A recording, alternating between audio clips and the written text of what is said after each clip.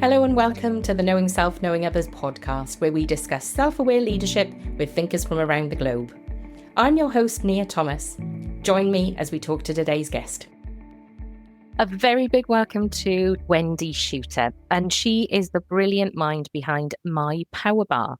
Wendy's a chartered psychologist and consultant, and she created My Power Bar to help people connect with their personal power and to really navigate those intricacies of their unique energy system. It was originally designed for organizational settings, but Wendy's innovative approach focuses on 4 energies, which really are adaptable and fit any point in your world, whether you're in the working world or at home. And they are mental, emotional, spiritual, and physical.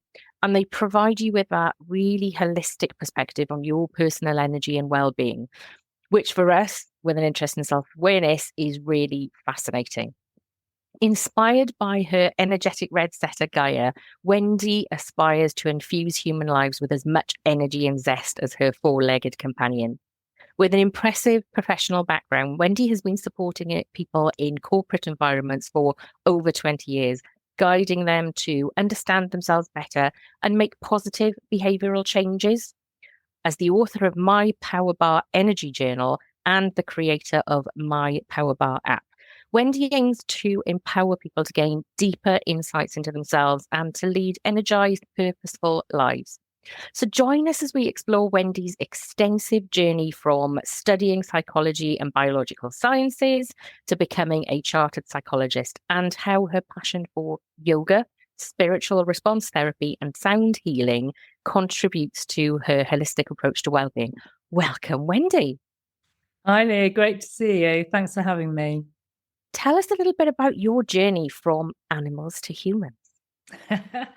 Yeah, so my first degree was psychology and zoology. I used to want to be an animal psychologist. And I suppose as a teenager, I didn't have much awareness about organisations, so that wasn't really on my radar.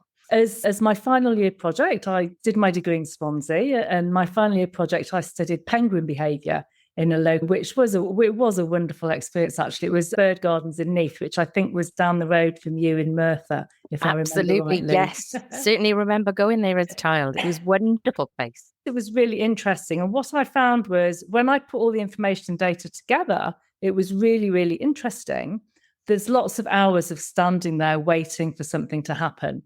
And that just isn't really a connect with my personality. So I'm much more action focused. So I knew that I wanted to do something different. I then worked in charities for about 10 years and I didn't have the best experience. I had a bit of a toxic experience, to be honest. And during that time, I studied counselling. I thought, maybe I want to be a counsellor. But again, we had the same issue with there not being enough action for me. And I thought, maybe I'll come back to that later. But what I found was when I finished my counselling studies, I thought, actually, I want to use this knowledge and understanding to help people have a better experience at work, because I don't think work has to be a difficult experience. Everybody goes to work to do a good job, and it's the way people behave towards each other that often causes the challenges and discomfort and unhappiness at work. So my passion was then about helping people enjoy work and have a better time at work while still performing. I think performance, well-being, resilience, and enjoying our work are all part and parcel of the same thing. Most definitely. Do you find that you still use some of the things that you learned about the animal world when you're dealing with humans? Because we are a form of animal, aren't we? We are indeed. And I think there's a lot of awareness these days about our basic instincts and our emotional reactions and the balance of the emotional and the mental, which is very much what the Power Bar is about, and having awareness of those different aspects. And the observation techniques, actually, so observing behaviors in animals, because you can't ask them what's going on, you have to properly observe what's happening.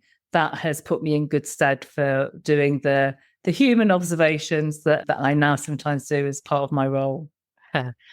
So tell us about My Power Bar. I know I'm very lucky. I've downloaded the app and I've actually shared the app with other people and recommended it to them. Tell us about the app, the model, and I guess the journey to getting to that point. Okay, if we go right back in time, well-being was starting to become a thing of interest in organisations, and I had been working for a while, and I was aware people talked about safety and so forth, but they didn't talk about well-being, and there wasn't the connection between mental health and the awareness that we need. It's just as important to look after our mental health as our physical health.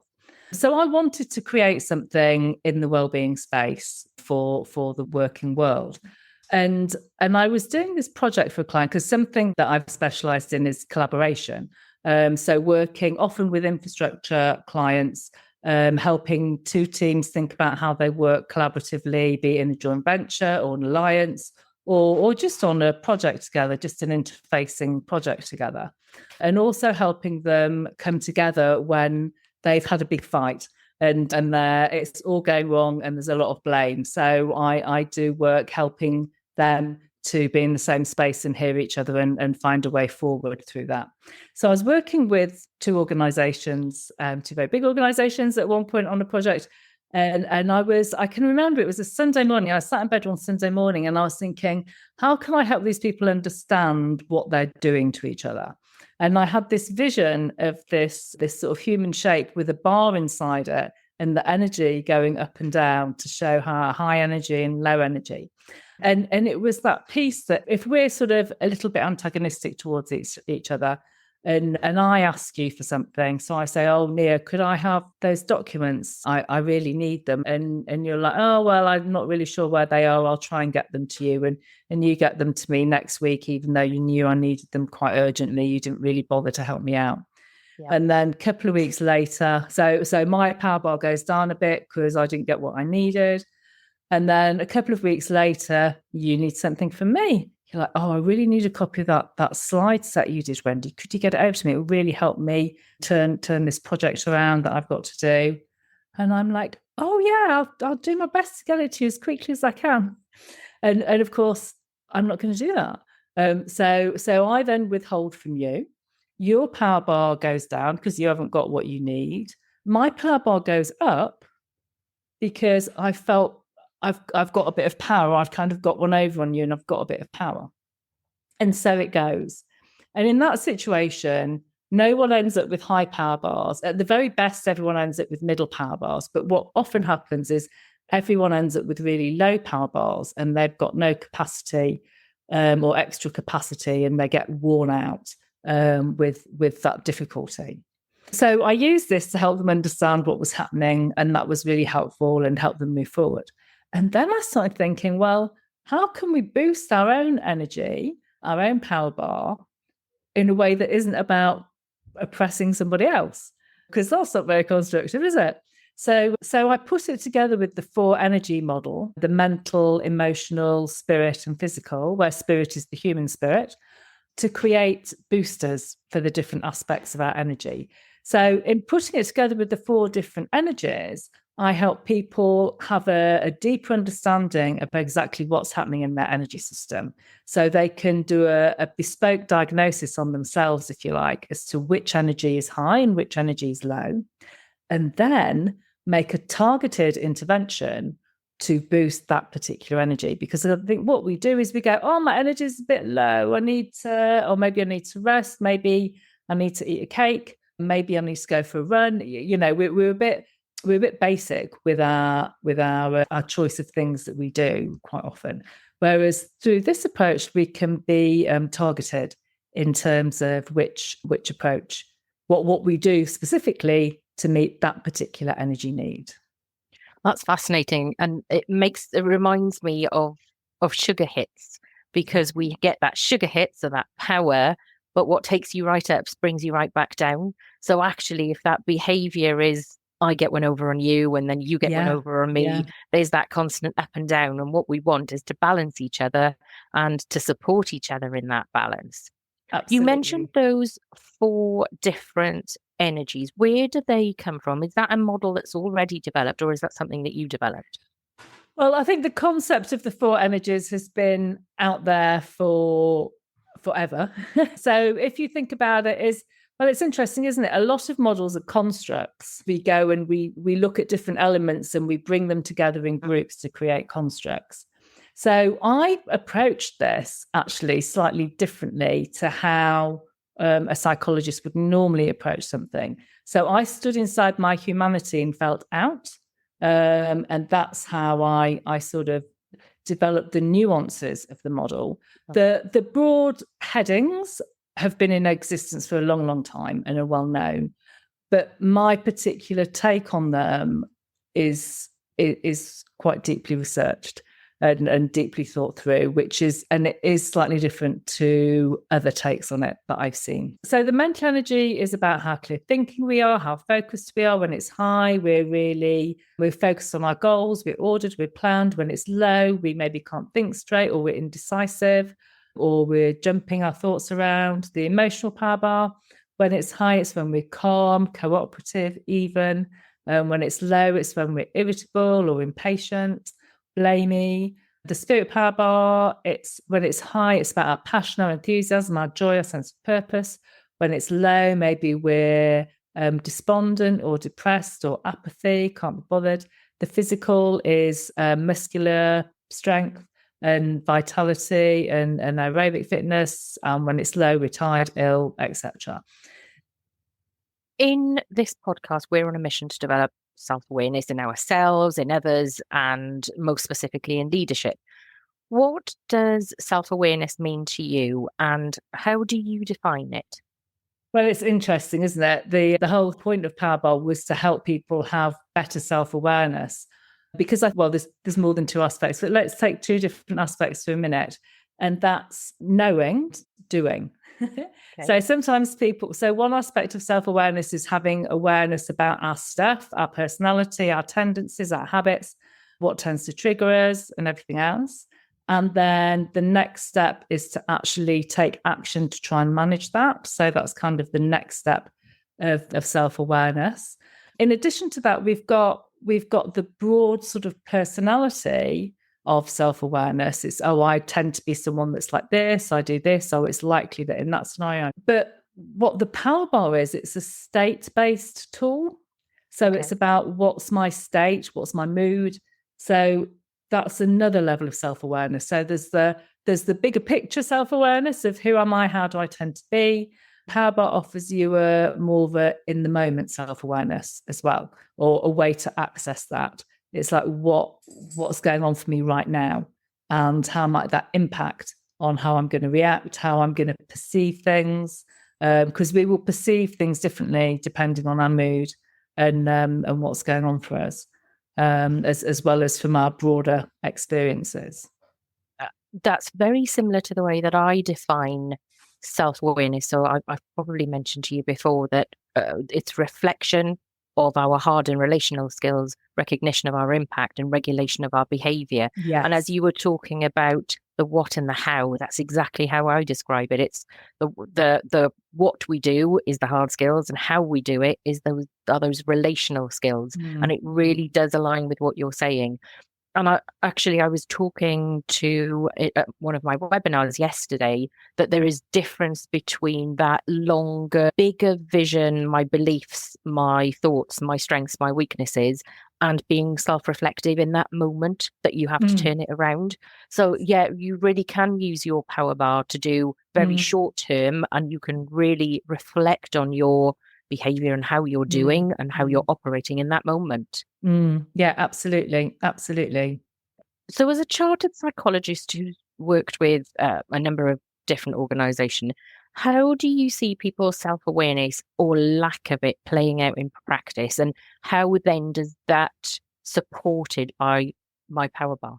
Well, so it's interesting, isn't it? Because I think mostly people want to do the right thing and do a good job and everything else. If we think about leadership for a moment, I'm going to share a quote with you, which a client once said about someone he managed. He managed, it was a director about one of the managers he managed.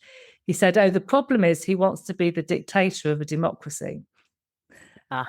Which I love, and most of us have got a bit of that in us. So part of the whole self-awareness need is about really recognizing what's really going on for others and what and where that might go. So in organizations generally, I think So in this scenario, through a lack of self-awareness, there was a pushing of his own agenda. He wanted his way of thinking to be what other people thought. So he would then perceive other people's views through his own glasses, if you like, and interpret them that way. I've got a model that I use with groups and leaders, which is called In My World, which is all about how we perceive the world and how we behave in the world. And those perceptions and our world, if you like, which is our beliefs and values and everything else, will all impact how we behave. I think when people have self-awareness, it goes back to, as we say, that desire to do something differently. So some people, it's like, oh, well, yes, I'm no good at reading emails. That's really well to say. My favourite one once was I got an email from someone once it was an automated response. If I haven't replied to you in 5 days, please re-email me. And that to me was a perfect example of someone just being in their own little bubble about their own needs and not having any awareness about the needs of others and how their behaviour impacted on another, how their giving stuff or not giving stuff allowed others to do work. I mean, organizations are basically big cooperative systems. So if people are, we all have to give and take from each other. So we all have to learn to work in a way that supports and enables others. That's what being in big organizations is. And I sometimes say to some clients, if you don't like that, then you maybe need to do a different job, because that's what this is. That's what being in a big organization is. It's about working with others to make things happen. And that requires self-awareness. I mean, if you're to think about what is the purpose of life, so some would say, well, it's funny, actually, I played the game of life with some people I know recently, and I actually bought them the game years ago. And I was horrified because the whole point of the game is the one that ends up with the most money wins. So I thought, okay, that probably wasn't the most helpful message. But I mean, if that's your view of what the purpose of life is, fine, that's up to you. Some people think that the purpose of life is our self-knowledge, self-awareness, self-actualization, to quote Maslow, or ascension, if you get right into the spiritual side of things, which is all about self-knowledge and self-mastery. So if you do have that view, then I see organizations as the perfect playground, because there's kind of nowhere to hide. You can't avoid people in your normal life. You can often spend less time with people. You have more control over who comes into your orbit and who doesn't. Whereas in organizations, you don't. You have to, if you have a collision with somebody, then you have to work through it. You have to look at what's going on and work through it. You have to rise above it. So for me, organizations offer a perfect environment to really grow and develop and to really get into the self-awareness. I sometimes say working in big organizations, it sort of knocks the edges off you, because you will get the feedback usually. So especially these days, it's unusual not to get feedback in some way, shape or form. And of course, a lot of organizations have done the 360. So a lot of people have had a 360 at some point, which is a great way of getting feedback on other people's perceptions of you. It can be quite tough. I've done a million 360 feedbacks, and sometimes it's quite tough for people. Like, it's quite tough for them to hear. But I think people are more used to it now, and it's much better. So the finding out, the thing is, we imagine, this is what we do as humans. We look at what's going on and we make up in our head what the story is. So we do something, we have an intent with our action, and we often don't check that intent was realized. So unless we actually find out if our intent was realized in our action, then we've got no way of knowing if what we're doing is useful or not. I mean, you can overdo it, but so I think what we do is we just make up a story in our head that it's good, or sometimes we make up a story that it's bad and we're doing it all wrong, because it's just as important to find out what we're doing that's working as it is to find out about what's not working. Because if we don't know what's working, then we might make a change because we think, oh, actually, no one said anything, so they probably don't like that, so I'm going to stop doing that. But actually, people really, really like it. And also, if we're feeling good about what we're doing well, what we're doing right, then that makes us feel stronger. And then we're better able to try new things, and we're better able to cope with and be resilient to the requests to do things differently. You talk about feedback there, and I think 360s are interesting because they are structured. You are into the space of whatever comes back. You may like it and you may not like it. And I'm interested to know what your thoughts are. I refer to feedback in my book. I call it a juggernaut. And I say that you either put your wing mirrors so that you can see that juggernaut coming behind you, or you totally ignore it and then you have to deal with the dust that it throws up. So I'm interested to know what your thoughts are about feedback that comes at leaders, people within organizations, that doesn't come through a 360. Well, it depends on the relationship. So everything is about what's the backdrop to the scenario, isn't it? And what's the level of relationship that you've got with that person. And it's how it's tabled. Everything is about how it's tabled, how you get into the conversation and how you enable it.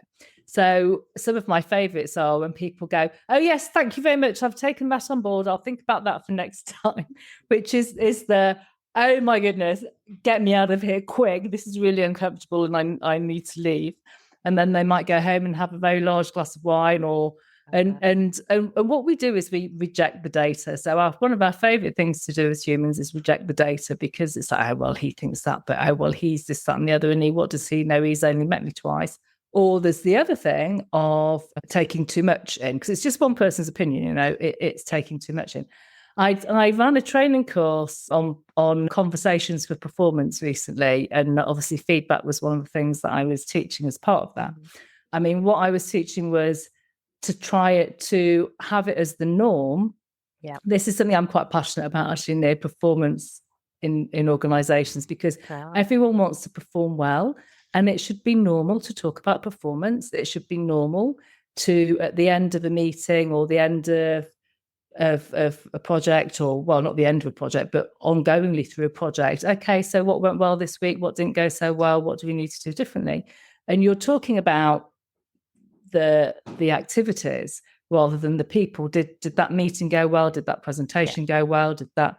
And if it's the norm, then people don't feel like they've had negative feedback, or what people call now, they go, oh, constructive feedback. And constructive feedback is another way of saying negative feedback now, which is a crazy thing.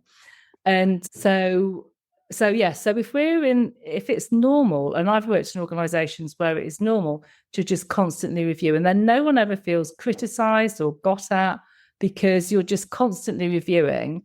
And you're being it's an objective review rather than a subjective review, and you're looking to do it better. And also, if you're doing that regularly, then people are getting lots of input about what they've done well. Yeah. And when people have got that platform, then they're much, as I said, much more able to hear.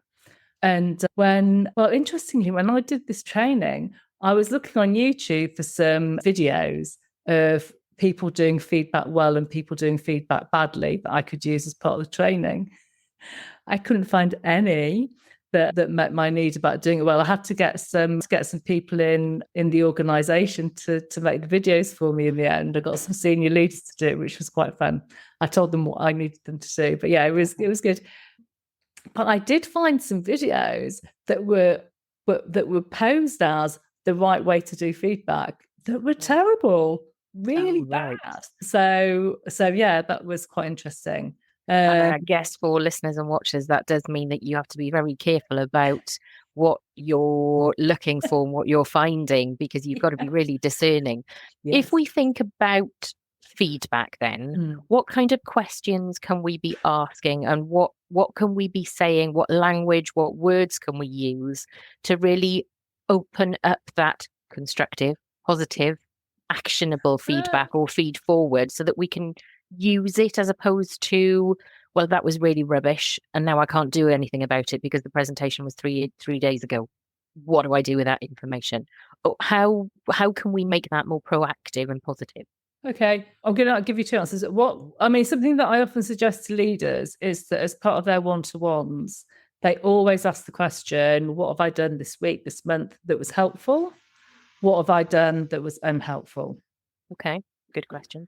So then they can build a bank of knowledge of that and learn to adjust. And people learn that they're going to get asked the question. And I always say the first 3 times you ask it, they won't say anything, but just keep going. And then eventually, but then it depends how you respond to that. Because if you then get defensive, exactly, then they're never going to tell you anything again. If you go, yes, but, then they'll. If you are somebody who's asked that question and you have had feedback of something that you did that wasn't helpful, how, as a leader or as the person who's having that answer, what do you do to give yourself thinking time, breathing time, responding time? Because I'm certainly somebody who, when I have feedback, it for that first few seconds, it's that emotional stabbing sensation. And for me, I need some time to go away and think about it. But I still would want to know, because if my behavior has been detrimental to somebody or hasn't opened up an opportunity, actually, I want to do better next time.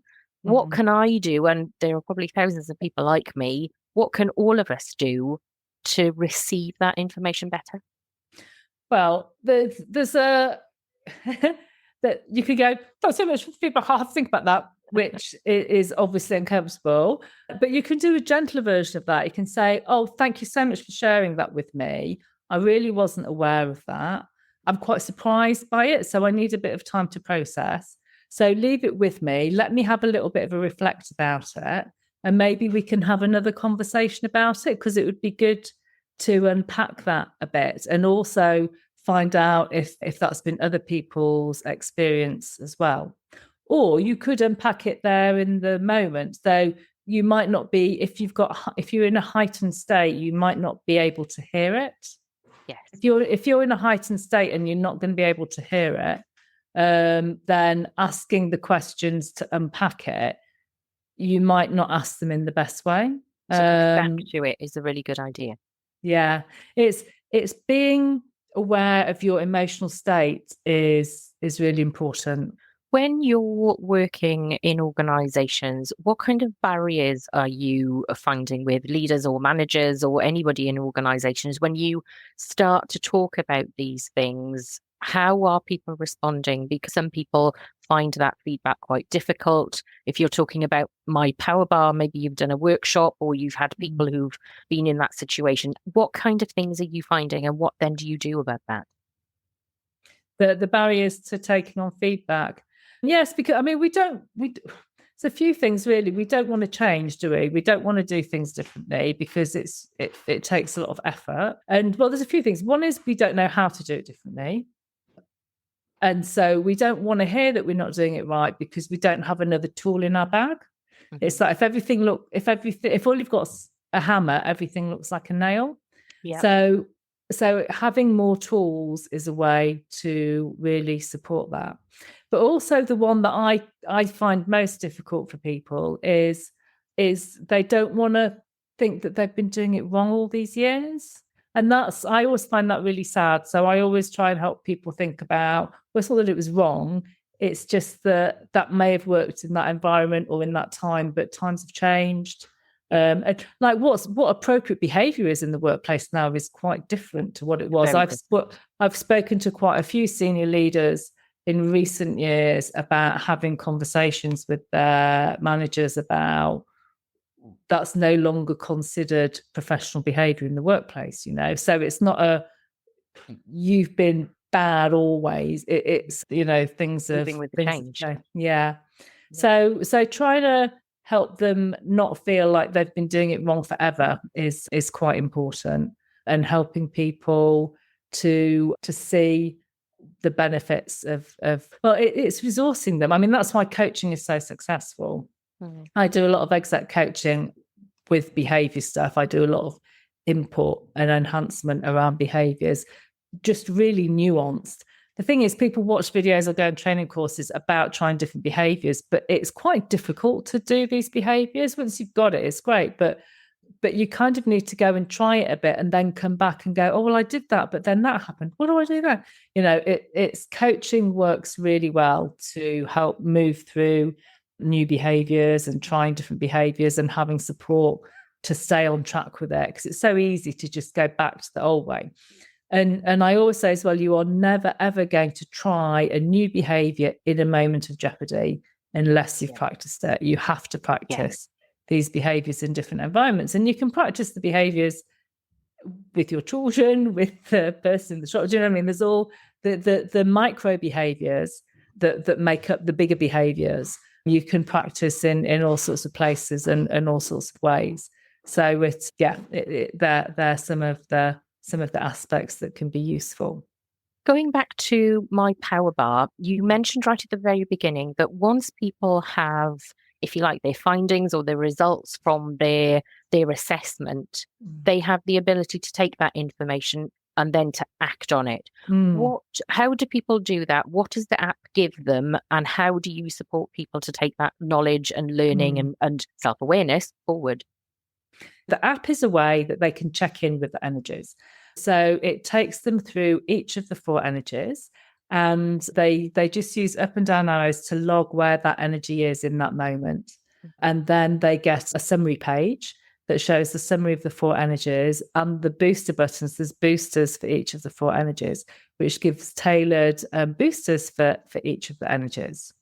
The other thing that we have is the journal, the My Power Bar journal, which talks a bit more in depth about the energies. And it's a workbook and information book. So it's got information about the different boosters in more detail than in the app. And there's worksheets that people can fill in and use for the different boosters. So, for example, one of the boosters for spirit is a joy audit. So they can draw a wheel of their life and map out the joy and assess the joy levels in the different aspects of their life. That's an example of one of those boosters. Which is quite a deep look in a self-awareness way, actually, about what's going on for them and how that's working for them at the moment.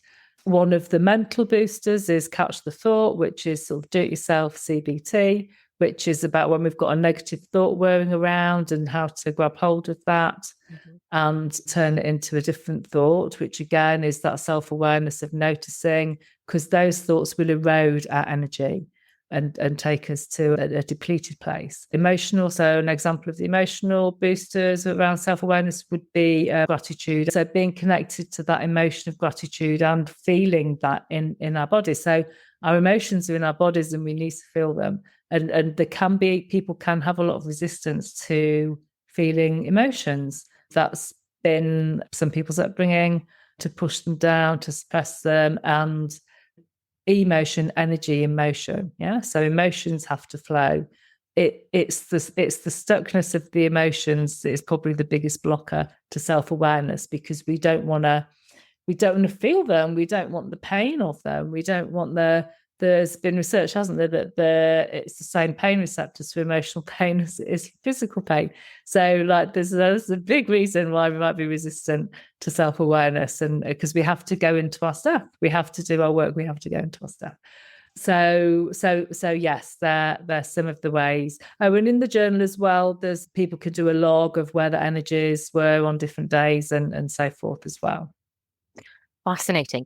How can people get hold of the app, and how can they get hold of the journal to support that? The journal is on Amazon, the My Power Bar Energy Journal, and the app is on Google Play and Apple App Store. So it's very easy, and it's My Power Bar. There is a website, which is mypowerbar.co.uk, and reach out to me on LinkedIn. And give me a shout on LinkedIn if you can't find anything or you want to ask me anything. That's probably the easiest way to get hold of me. We've got Instagram as well. Actually, the Powerbar Instagram is very good. It's got lots of different booster ideas and so forth. If you're an Insta, I'm not an Instagram person, but if you are, then that's a great source of information. Oh, amazing. Well, we will make sure that there are links to the 2 app stores, to your Instagram and to your LinkedIn so that people can get hold of the app and the journal and get in touch with you if they want to. Wendy, I've really enjoyed our conversation. I think there's lots more that we can talk about. And as I said at the very beginning, I have the Power Bar app on my phone and I really, really like it. And I have recommended it to others. So listeners, watchers, if you want to learn a bit more about yourself and how you can support yourself to be better and feel better, I really do recommend downloading the app. For today, Wendy Shooter, it's been a really brilliant conversation and thank you very much for joining me. Thank you, Nia. It's been great to see you. Thank you for joining me on today's episode where we aim to develop self-aware leaders around the globe to generate kinder, more respectful and creative working relationships through reflection, recognition and regulation. Head over to my website at knowingselfknowingothers.co.uk to sign up to my newsletter to keep up to date with my blog, podcast and book. Looking forward to having you on my learning journey.